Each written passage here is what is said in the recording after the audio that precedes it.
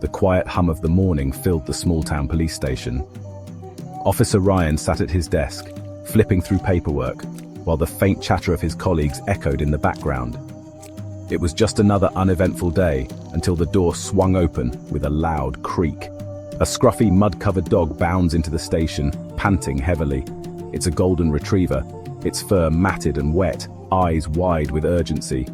Clamped gently in its mouth is a tiny, squirming puppy. Officer Ryan, startled, exclaims, "What the—" The dog bolts toward the center of the room, carefully placing the puppy on the floor, then turns and runs back out the door, leaving the puppy yelping softly. Another officer, confused, asks, "What's going on?" Ryan stands, his curiosity piqued. He approaches the trembling puppy, its tiny body barely larger than his hand. It lets out a faint whimper, its eyes half closed. Ryan, softly kneeling down, says, "Hey, little guy, where's your mum?" As if in response, the dog bursts back through the door, this time carrying a second puppy. It places the second pup next to the first, then runs out again without hesitation.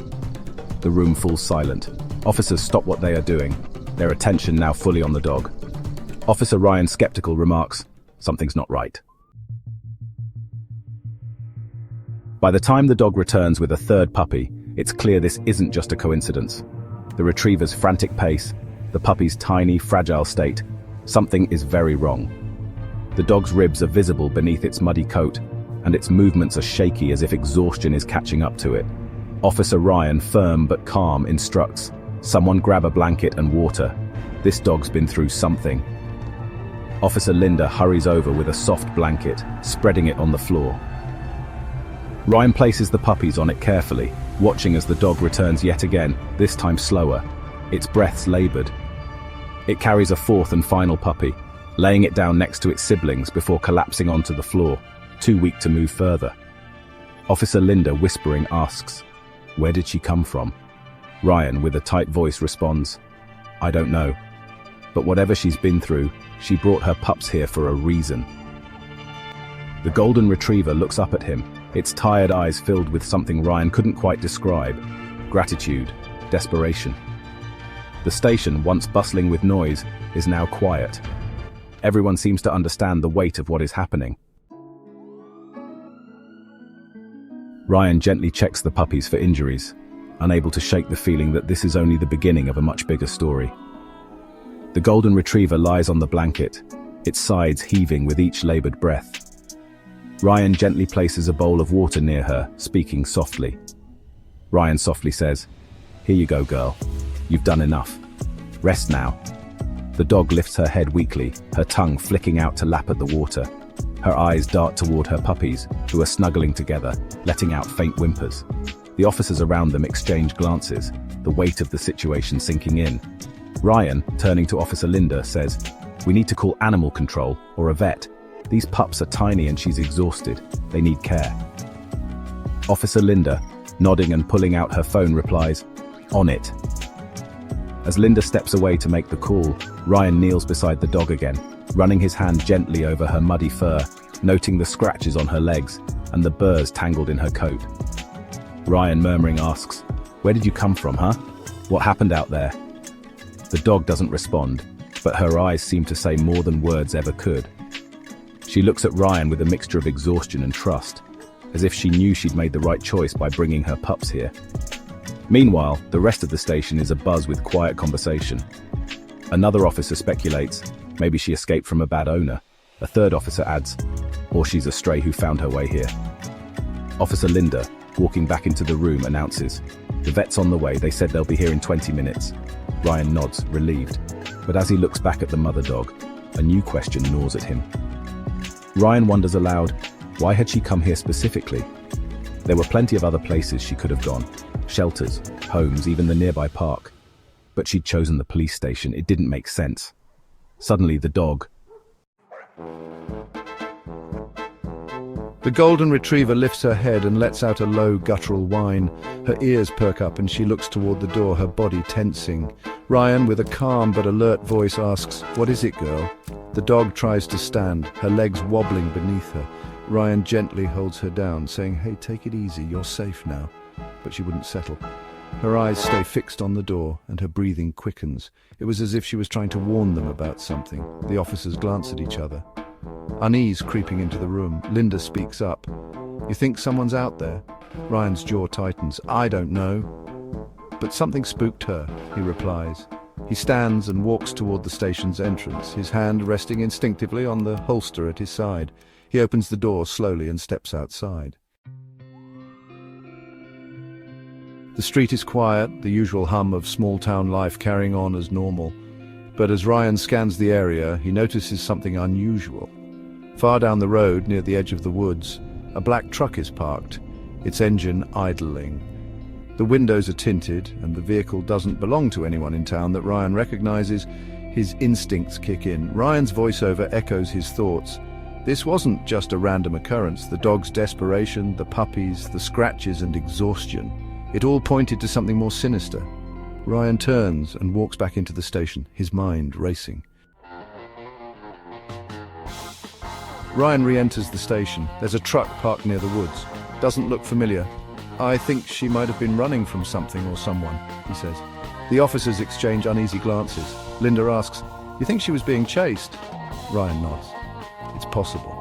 And if that's the case, whoever was after her might still be out there," he responds. He looks at the dog, who has finally settled but keeps glancing nervously toward the door. Ryan clenches his fists. His voiceover continues. She hadn't just come here for help.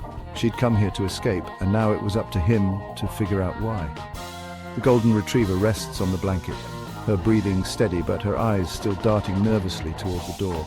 The puppies, unaware of the tension, huddle together in a warm pile, occasionally letting out soft whimpers. Ryan's mind races. The black truck by the woods didn't sit right with him. This dog hadn't just wandered into the station by chance. She'd been running, maybe even being pursued. But why? And who would chase a mother dog and her puppies? Linda walks over to him, lowering her voice. "I checked with dispatch. No reports of a lost dog matching her description. But get this. There was a call about suspicious activity near the woods this morning. A man was seen loading something into the back of a truck," she informs him. Ryan's jaw tightens. "Let me guess. Black truck?" he asks. Linda nods. "Sounds like it." The caller didn't stay on the line, though. "No details," she says. Ryan glances at the dog again. Her fur is caked with dirt, her ribs faintly visible beneath her coat. His voiceover reflects his thoughts. She wasn't just a stray. Someone had neglected her, or worse. Just then, the station door creaks open. Dr. Patel, the town's veterinarian, steps in carrying a medical kit. Her warm, calm demeanor immediately puts the room at ease. Dr. Patel says, "I hear you've got some special patients for me." Her eyes fall on the dog and her puppies. Ryan leads her over and says, "She brought them in herself. We've done what we could, but they're in rough shape." Dr. Patel kneels beside the dog, her touch gentle as she examines the mother and her pups. She says she's dehydrated and exhausted. But no major injuries. The puppies are malnourished but seem okay for now. She's been doing her best to keep them alive. As Dr. Patel works, the dog seems to relax, her eyes softening as if she understands she's finally in good hands. The puppies snuggle closer, their tiny bodies seeking warmth. Ryan can't help but smile and says, "You're a fighter, aren't you, girl?" Dr. Patel finishes her exam and stands. She says, "She's resilient, but she's been through something traumatic. Whatever it was, it took a toll." Before Ryan can respond, the dog lets out a low growl, her body tensing again. Her gaze is fixed on the door, ears perked and teeth bared slightly. The officers freeze. Ryan turns to Linda and says, "Keep an eye on her. I'm going to check that truck." Linda grabs his arm and says, "Ryan, be careful. If someone's after her, they might not back down easily." He nods and heads out, his heart pounding. The parking lot is empty except for the officer cars, but the black truck is still there, parked just at the edge of the woods. Its engine has stopped running and the silence around it feels heavy. Ryan approaches cautiously, his hand resting on his holster. As he gets closer, he notices faint scratches along the side of the truck, as if something or someone had tried to claw their way out.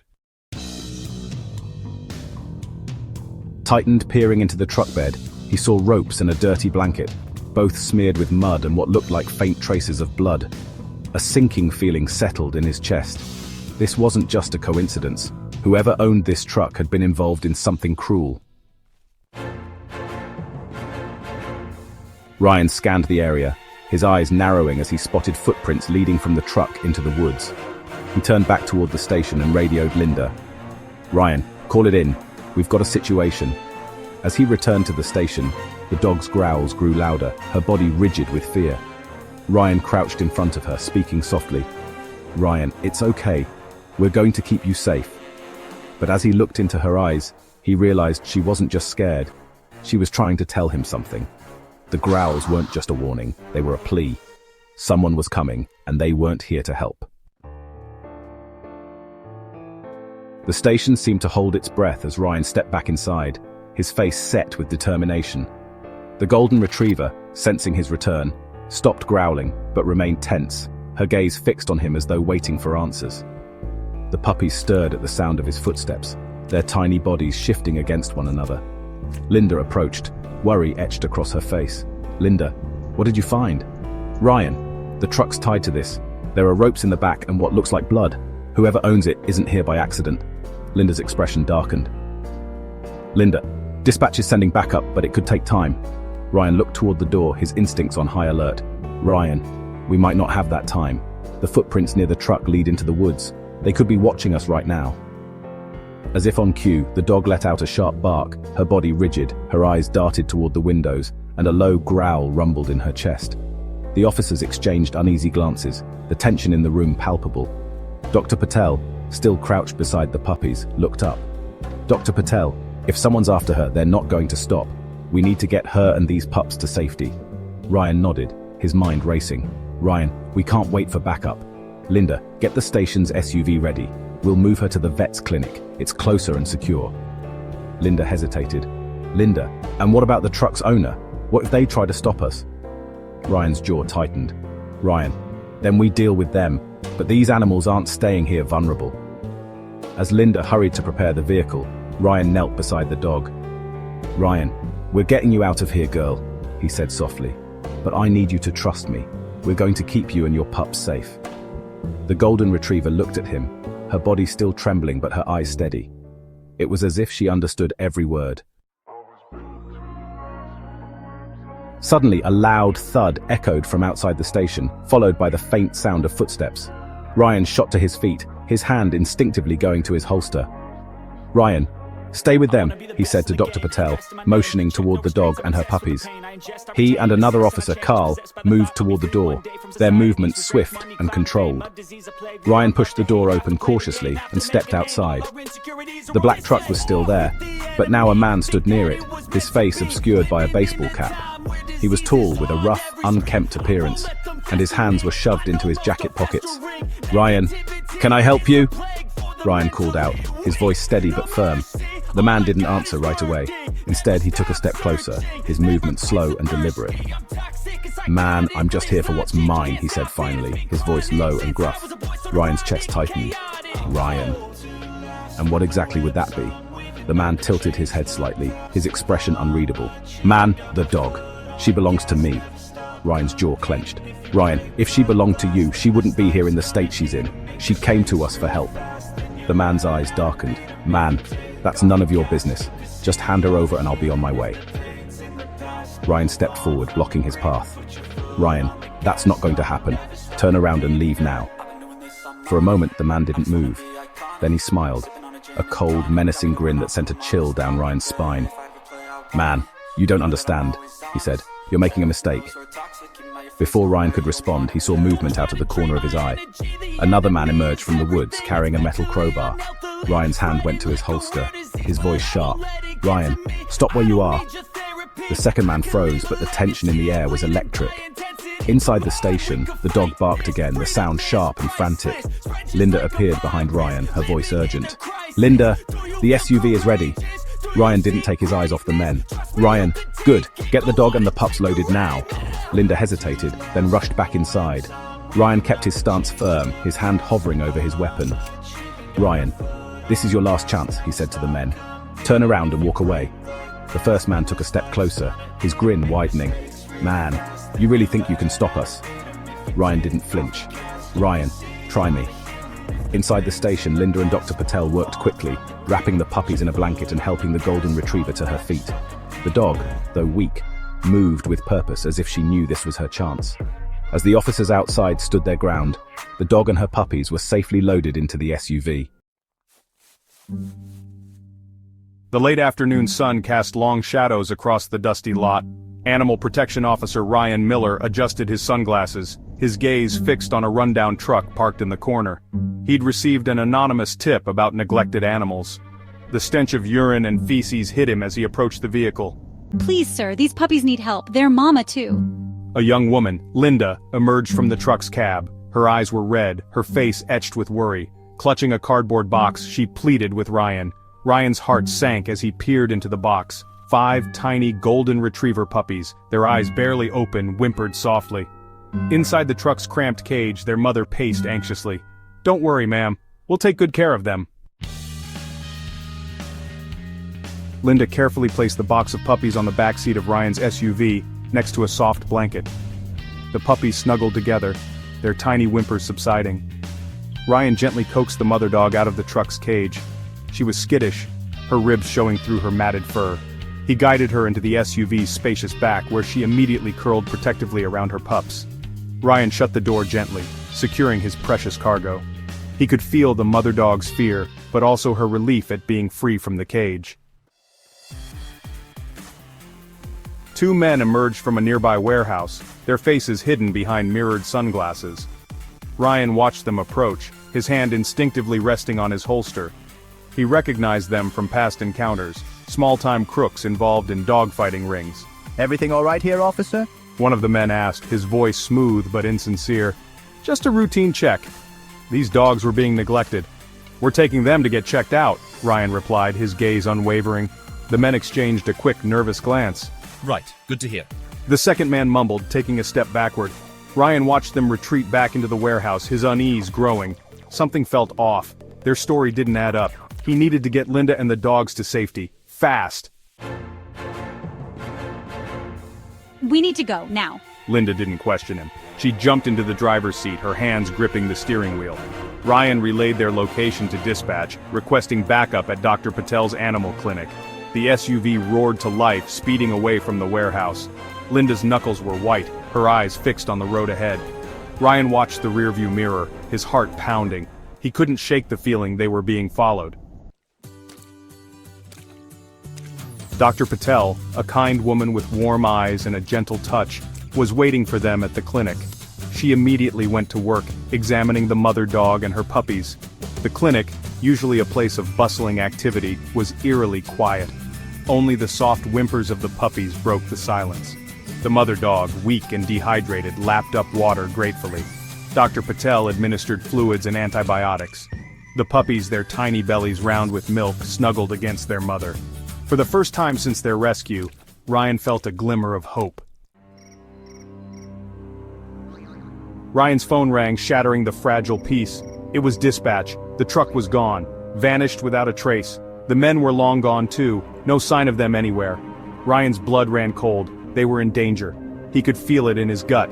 The men wouldn't let them get away with this, not after they had interfered, not after they had taken something that belonged to them. We have a problem. They're gone. The truck, the men, everything. We need to leave, now. She scooped up the box of puppies. Ryan helped the mother dog to her feet. They moved quickly, adrenaline coursing through their veins. The sound of screeching tires pierced the air.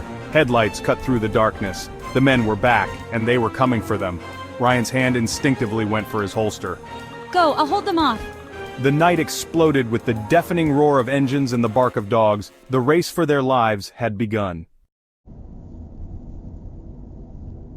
The engine just as the truck pulled into the lot. The black truck's doors swung open, and the same man from earlier stepped out, his face twisted with anger. "You can't take what's mine," he shouted, moving toward the car. Linda didn't wait. She hit the gas, tires screeching as the car sped out of the parking lot. The truck's engine roared to life behind them, giving chase. In the rearview mirror, Linda saw the truck gaining on them. Her hands gripped the wheel, her mind racing. "Hang on," she muttered, her foot pressing harder on the accelerator. Dr. Patel clutched the crate tightly, her eyes wide. The golden retriever let out a low growl, her protective instincts flaring even in her weakened state. The chase was on, and Linda knew she had to outrun them. But as the truck drew closer, she realized they were running out of options. Linda's knuckles turned white as she gripped the steering wheel, the truck closing the gap behind her. The narrow road twisted ahead, flanked by dense woods. "Hold on!" she shouted to Dr. Patel, who was cradling the crate of puppies in the back seat, the golden retriever panting heavily beside her. The truck's engine roared louder as it pulled up alongside them, the driver leaning out of the window. "Pull over!" he shouted, his face twisted with fury. Linda clenched her jaw, ignoring him, her foot pressing harder on the gas. Ahead, the road forked. Linda veered left toward an open field, hoping to throw them off. The truck hesitated for a moment before following, its tires skidding on the dirt path. "They're not giving up." Dr. Patel's voice was tight with fear. Linda glanced at the rearview mirror. They won't get what they're after. Not today. The golden retriever let out a low growl, her eyes fixed on the truck as if she understood the danger. Despite her exhaustion, she moved to shield the crate with her body, her protective instincts stronger than ever. The truck suddenly lurched forward, ramming into the back of Linda's car. The impact sent the vehicle swerving, but Linda steadied it, her hands firm on the wheel. "Come on, girl," she muttered, urging the car forward. "Just a little farther." In the distance, flashing red and blue lights appeared. Backup had arrived. The truck's driver saw the police cars and slammed on the brakes, skidding to a stop. 2 patrol cars blocked the road and officers jumped out, weapons drawn. Ryan was among them, his face set with determination. "Out of the truck!" he shouted, his voice booming across the field. The driver hesitated before stepping out, his hands raised. His accomplice followed, muttering curses under his breath. The officers moved quickly, handcuffing both men while Ryan approached Linda's car. Linda stepped out, her legs shaking as the adrenaline coursed through her.